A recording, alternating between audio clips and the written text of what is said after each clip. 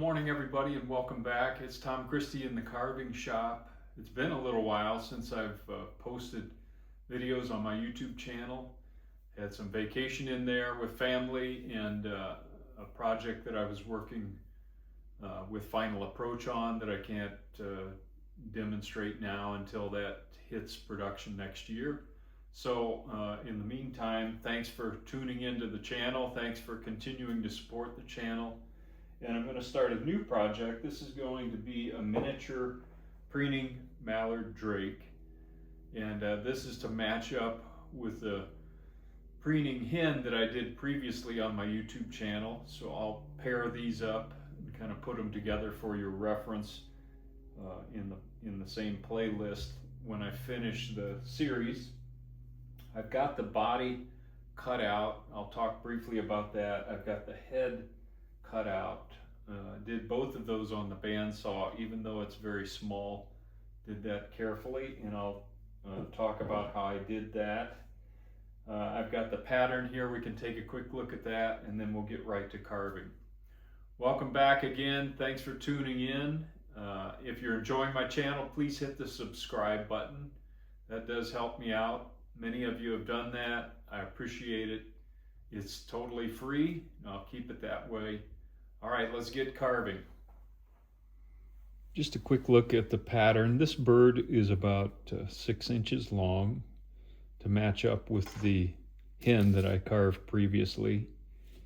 And it's going to be in a preening position, so I've got the head kind of cocked back, and I've got a front view that I put together here with the head kicked to one side.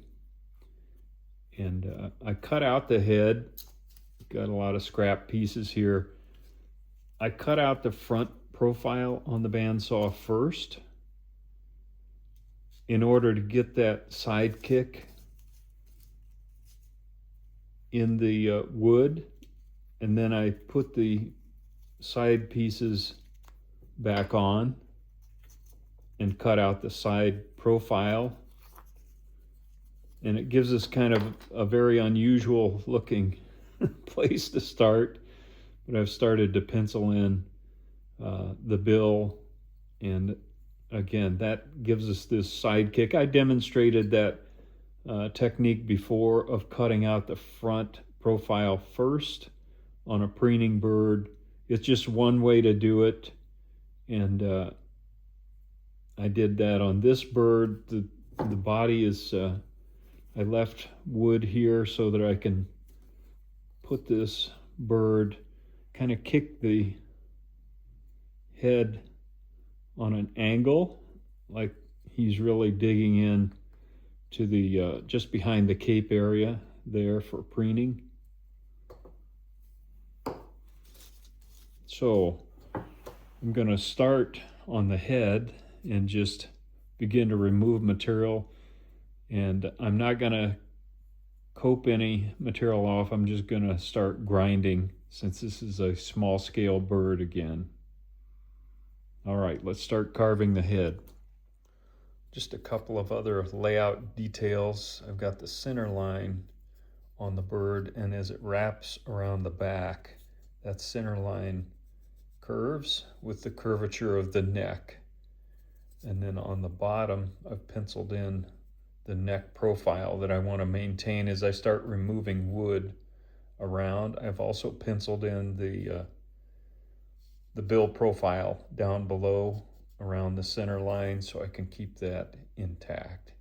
So we've already got the eye width kind of set. We'll finalize that in grinding. But I just wanted to talk about those couple of details before we start carving.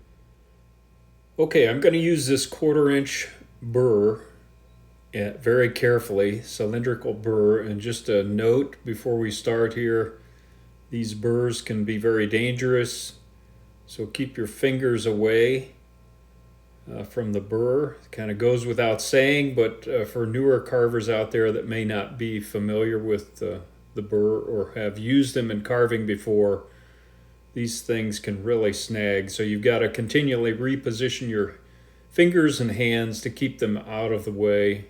if there would happen to be some chatter or something else. So you can see I'm working on that, narrowing down the profile from the top to match up with the bill width dimensions. And I'm being careful to know which way the grain goes in this piece of Tupelo, because normally I don't want to pull the burr against the grain. I want to go with the grain. Flipping this around, and I'm not pressing this burr very hard. I just want to take off a little bit of wood at a time. There's not much to hang on to here since this head is so small. So again, just a word of caution. And you want to make sure the rotation of the burr is correct as you go around a corner like this on the tip of the bill. You don't want the burr to snag the end grain of the bill. So I guess enough on that topic, but I'm just going to do the rough carving with the burr, and then I'll switch to some ruby bits that are much safer if you do happen to slip. So I've already got the crown width kind of rough set by cutting out the profile from the front. Again, I flipped that around so I could go around the tip of the bill and not snag. Now I'm going to start removing some wood under the neck here. I'm not going to be able to get all of this wood out, but again, the burrs cut much quicker than a ruby bit, so I can get some wood out of the way here and then do my refinement with the ruby bits. Now I want to form the lower side of the cheek here as it meets the neck.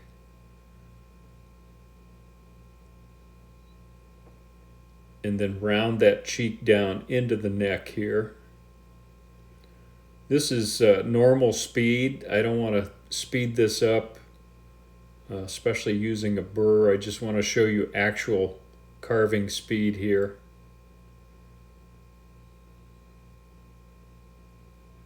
I'm going to carefully undercut the neck on this side as well.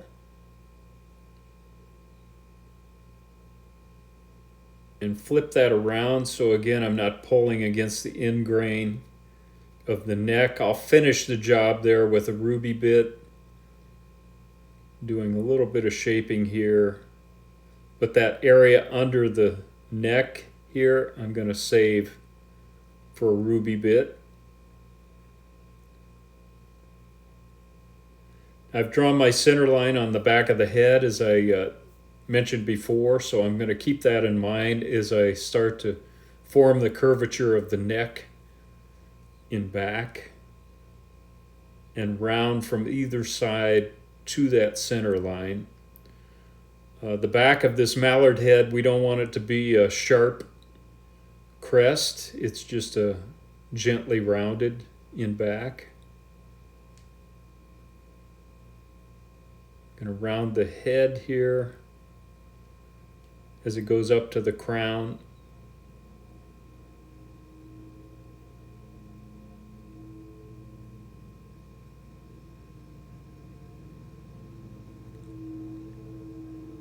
Round the crown. Keep my center line intact up here. Now I'm very carefully beginning to form the cheek under the eye as it curves to the back of the head here, and remove material from the back of the neck so that we can form a little bit of a cheek back there.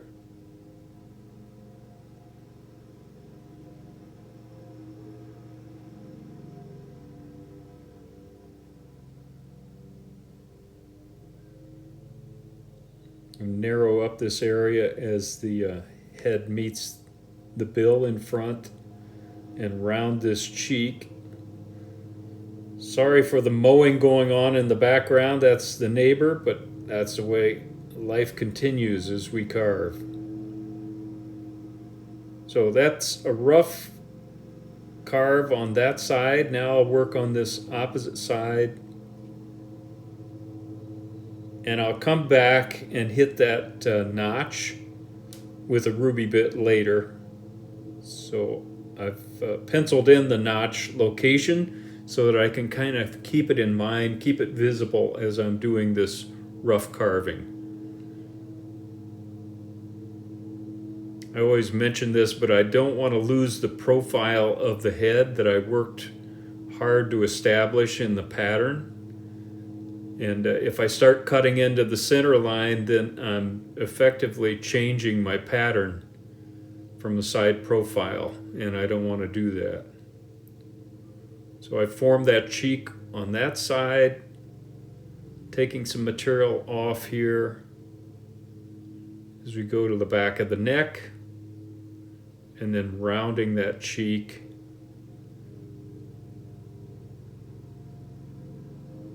As we go to the back here.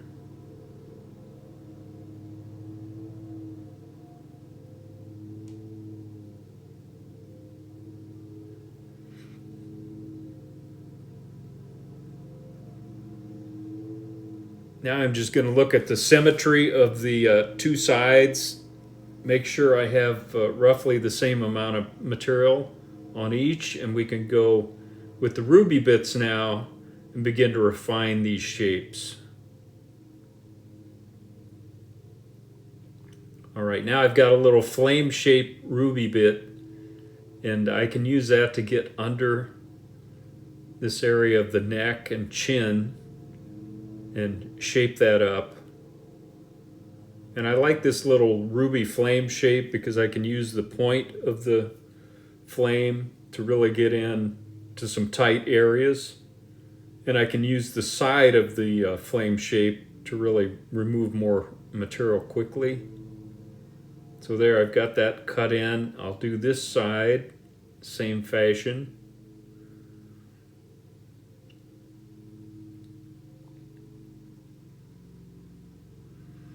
Now I can round this area as it meets the center line in front.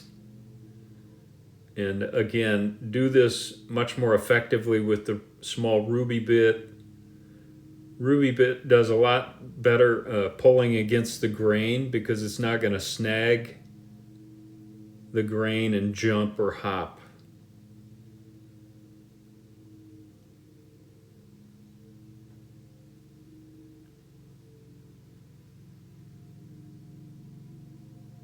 Now I'm just using the side of the bit to round that up. Shape up the throat here. And in this preening position, I do want to show a little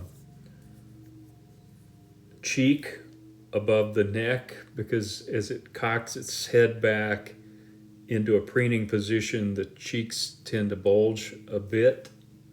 So we want to show that as the feathers bunch up on the cheeks. Now I'm going to switch bits here. Go with a little cylindrical bit. Actually, that one is a little too large. I keep having to remind myself I'm carving in miniature, so the bits that I use have to be a little smaller. I'm looking for the smallest cylinder I have here. And that's got a little, this is a ruby bit. It's got a little grit on the end of the bit as well, so I can use it like this to really form up the notch. Use the side of the bit to remove the bandsaw marks on the top of the bill.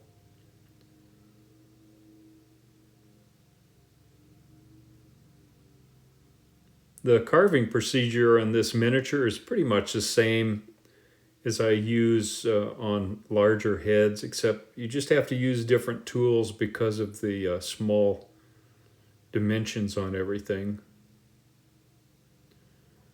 Okay, I've kind of got that notch area established.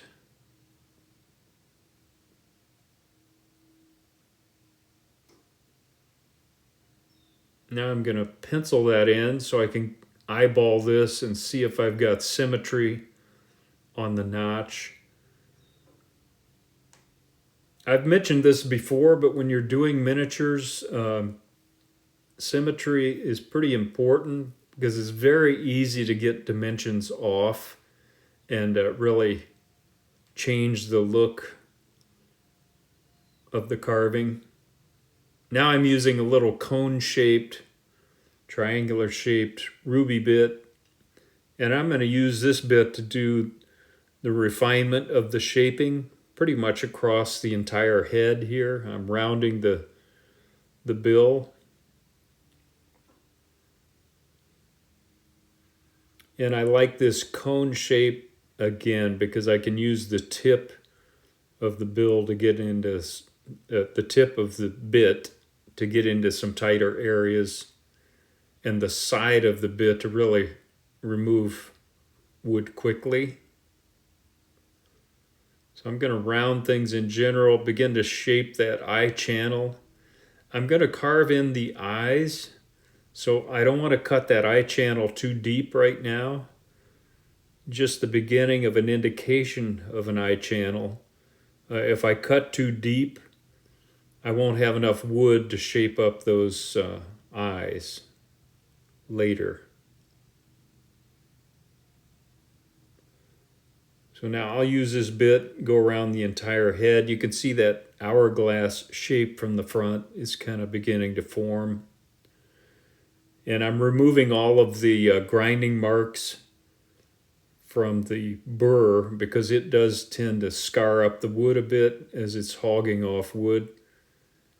And these ruby bits, this is a medium grit ruby bit, do a nice job of smoothing things out. I'll still have to use a sanding drum with 150 grit or so to do the finished work and some hand sanding.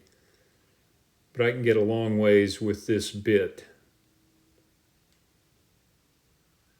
All right, I'm going to speed the video up here a little bit.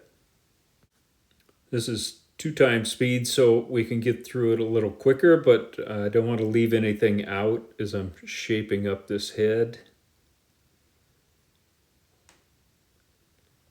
You can see there's still some roughness. I'm going to have to use the sanding drum to get that out.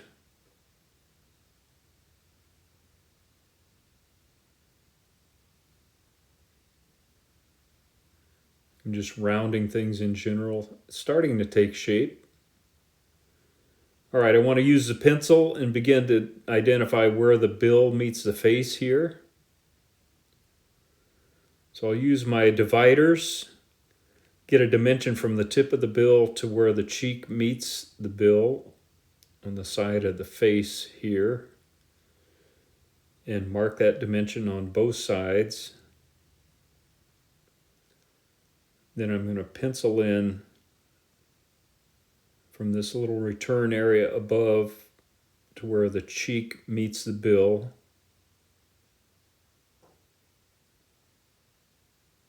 And we're going to begin to form this bill as it meets the face.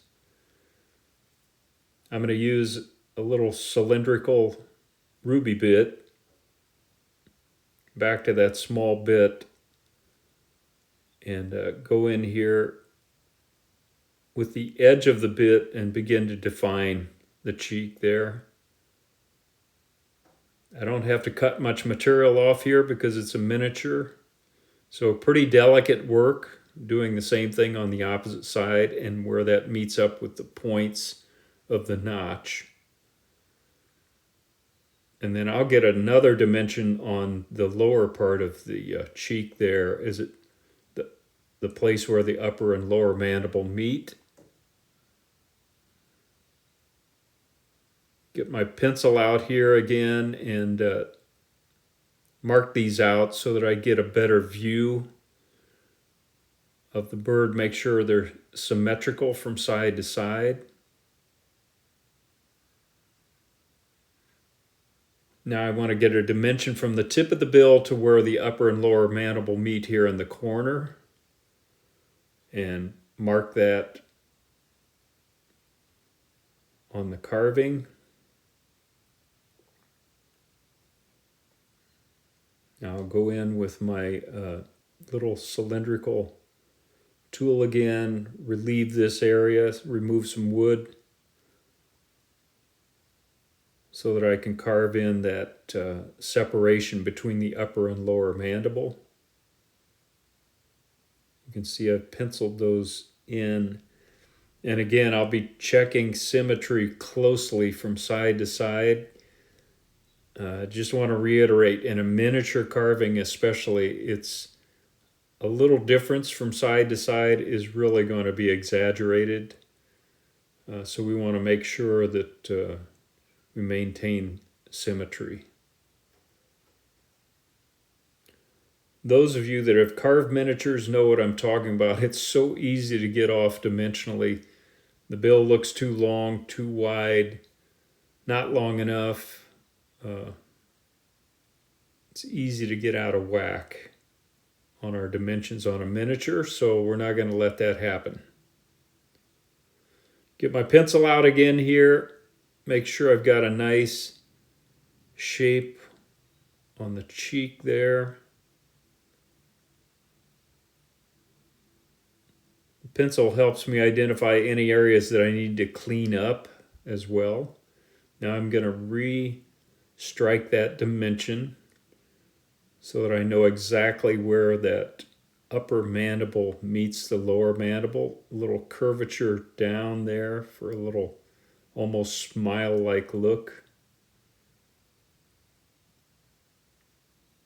There's not much of the lower mandible that's going to be showing here on a mallard drake with its bill closed.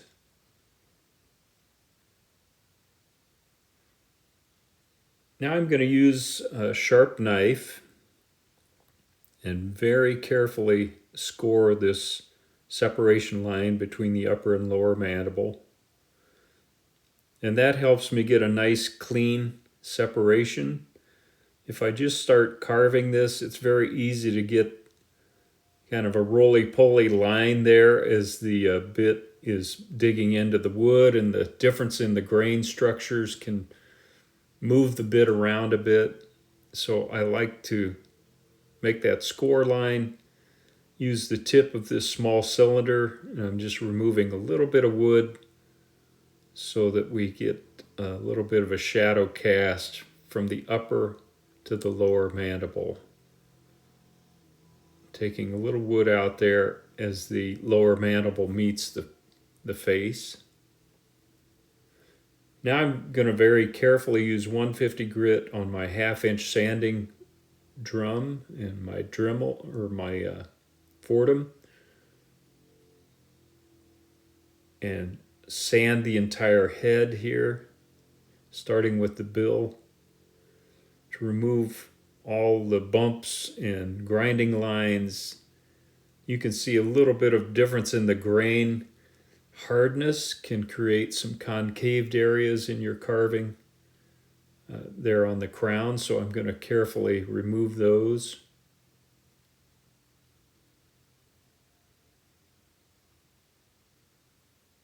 I'm cleaning up that area where the bill meets the face and doing a nice job of softly rounding all these curved areas. And I can get 90% of the way there with this sanding drum, and then I'll do a little hand sanding to finish the job.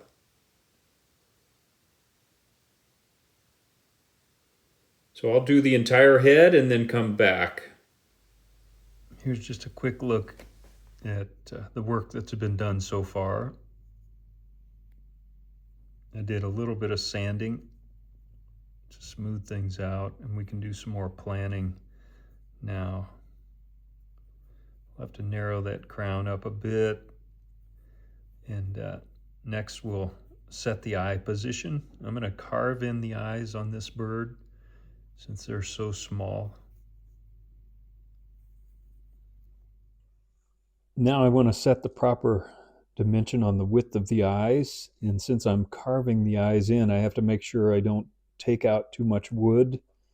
So I'm getting a dimension from the outer surface of the eye on my calipers here, and I'm going to use that as a guideline as I begin to narrow this area between the eyes so that I leave enough wood to have that eye shaped properly. And then I can shape the eyes and take more wood out on either side to form that eye channel. Okay, I'm going to go back to this cone-shaped ruby bit, and I know I need to remove a little bit of material here, so I'm going to do that gradually so that I don't take out too much too quickly. So I'll go side to side, try to keep the depth equal from side to side so I don't get one eye bugging out on one side and one set too deep. I'm close, but I need to take a little more material out here. And once I get the depth, then I can round up and down to begin to form the eye channel. And we can add some depth to that after we get the eyes shaped up and located.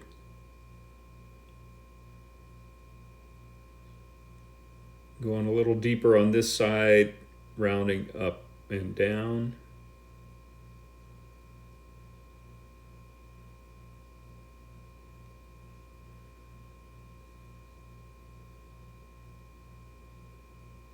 Let's check the dimension again here. I'm close. Need to go a little deeper.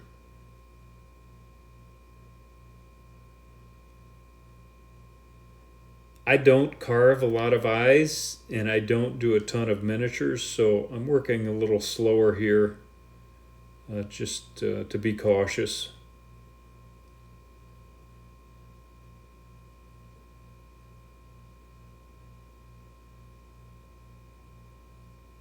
Okay, that looks about right.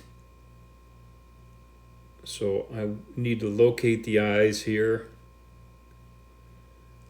Get my calipers. I'm going from the notch area to the front of the eye. Mark that both sides.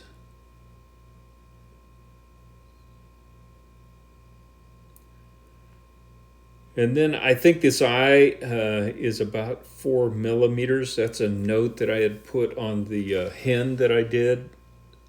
But I'm going to use my calipers to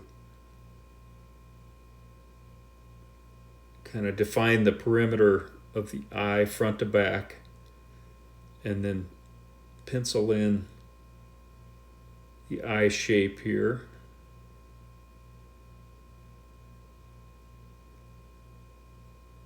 That looks about right, and I'll pencil in this side and then take a look at, do I have them positioned correctly vertically, and are they level? And I can see that just with my pencil marks before I start carving. They look pretty good. I'm going to go back to my little flame-shaped ruby bit, and I'm going to use the point of this to go around the perimeter of the eye to begin to define its location and begin to give it some structure.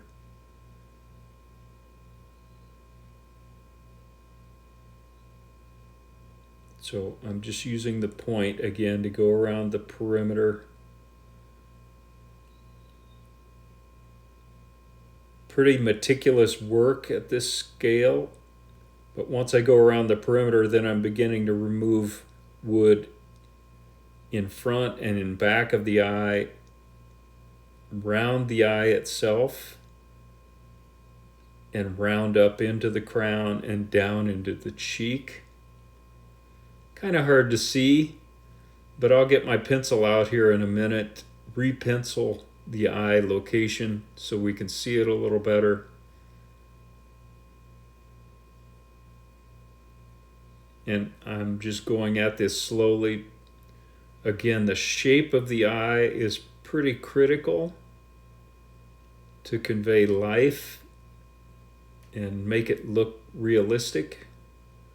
So a little bit of an almond shape here, and I'm working to get that defined. You can begin to see the eye taking shape. I'm going to dig in a little deeper around the eye itself, clean up around the eye. I'll get my pencil out, see how we're doing here. Again, the pencil helps me see areas that I need to do a little more work. I'll work on both of those eyes, and then we'll come back and take a look. All right, I got the eyes shaped up, and now I've got my cone bit again, and I'm going to put a little cheek definition on each side. Kind of up under the eye, and then a little behind the eye here.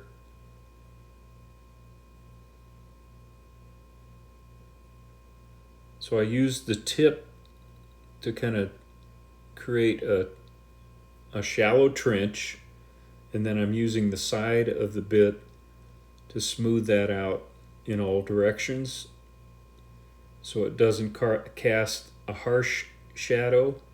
I want a nice soft shadow in overhead light to help convey softness in the head. And this will take some time. I'll have to go back and forth until it looks good and it looks soft. And then I'll finalize with some sandpaper to really soften it more.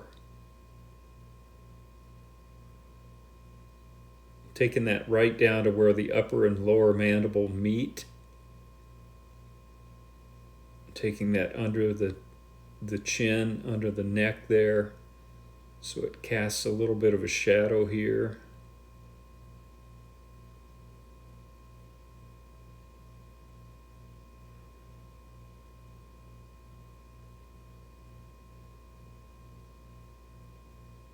And then using the side of the bit to make sure everything looks soft and there's no remaining grinding lines. I'll keep working on this.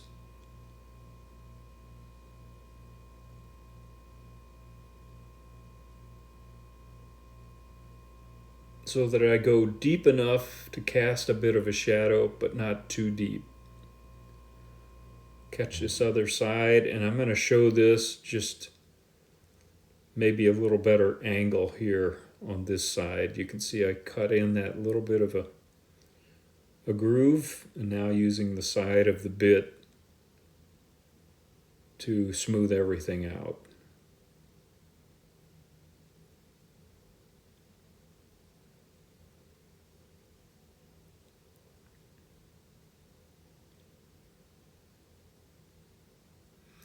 I'm going to use the tip of the bit here to create a little bit of a shadow behind the eye as it wraps up to the crown.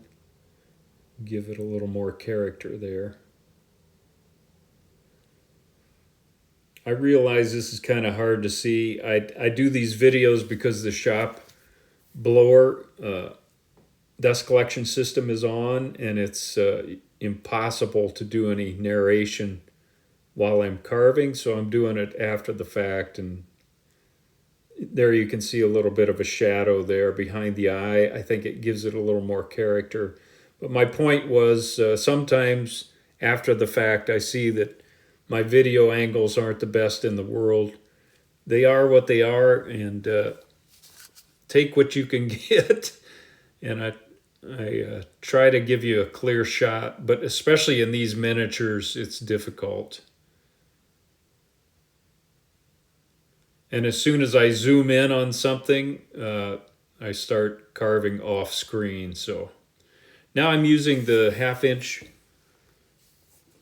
sanding bit, 150 grit, just very gentle touch to remove all the grinding lines, soften the curves, and then I'll hand sand to finish things up.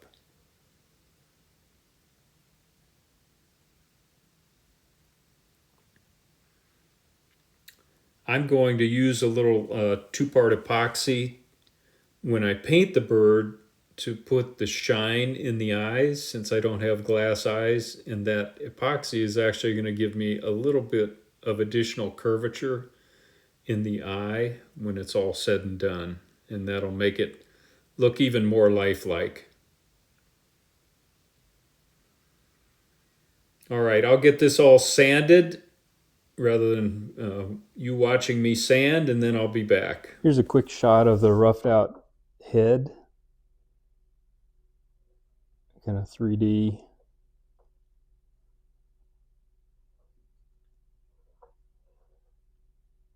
And then next time we'll work on detailing the bill a bit and get to work on shaping up the body.